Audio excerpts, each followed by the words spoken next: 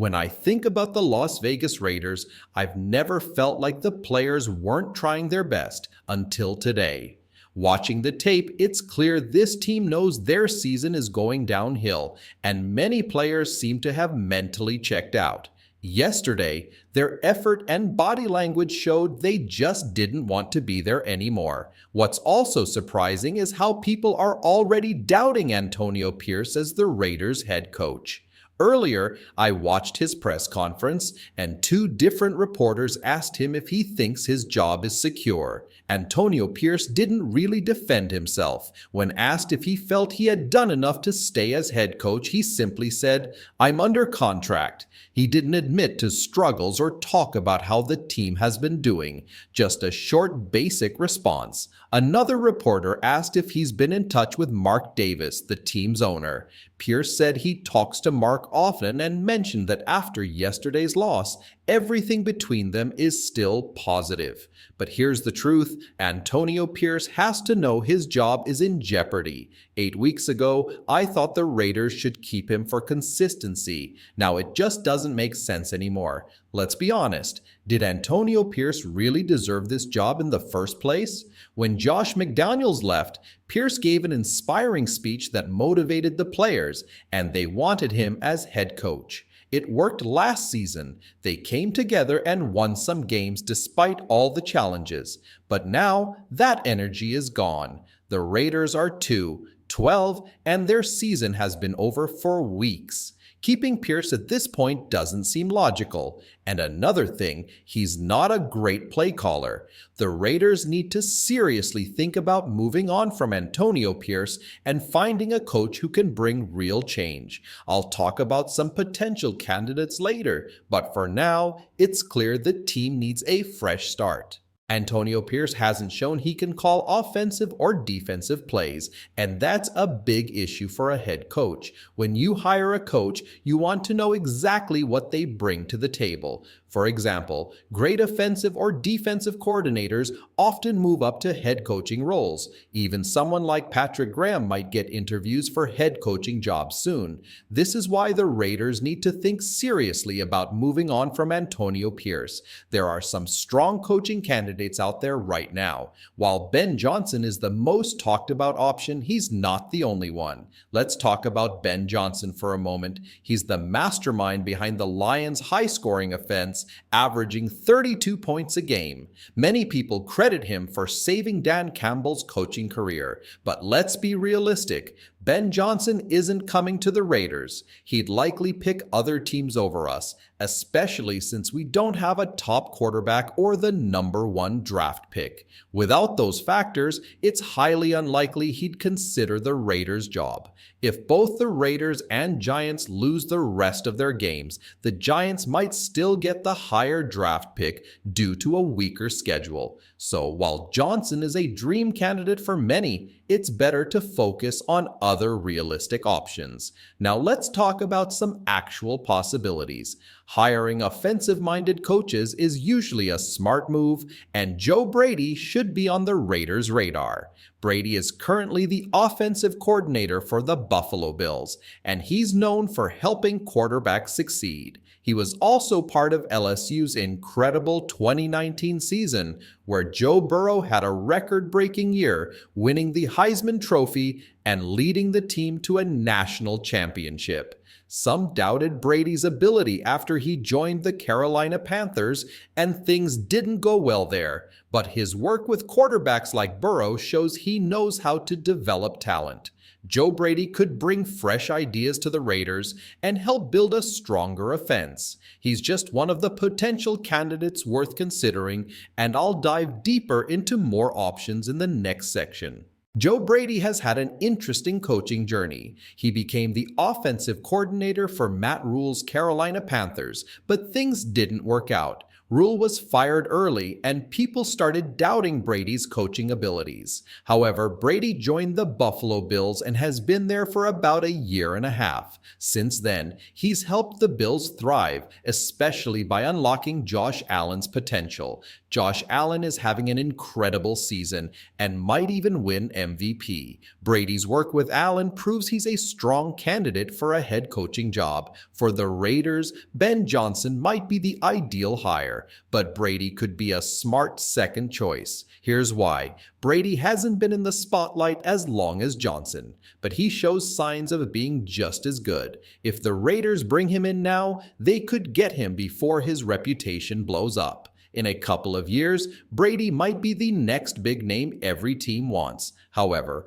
hiring him now comes with some risk. He might not pan out as a head coach. Another name the Raiders should consider is Cliff Kingsbury. He's currently with the Washington Commanders and has had mixed results. He was the Arizona Cardinals head coach for a few years, where his offenses started strong but faded later. Some blame this on quarterback Kyler Murray's inconsistency or the Cardinals' struggles with drafting and developing players.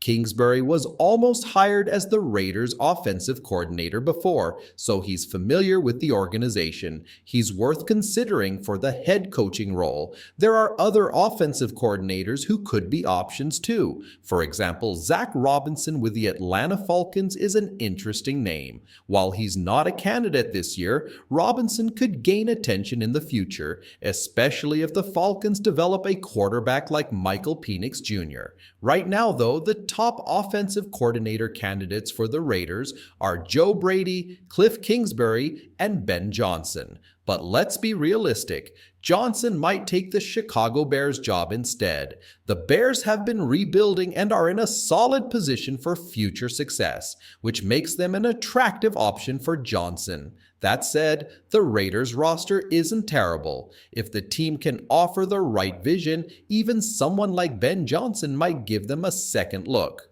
Ben Johnson is the hottest name in football right now. Every team wants him, which makes it unlikely that the Raiders will be able to hire him.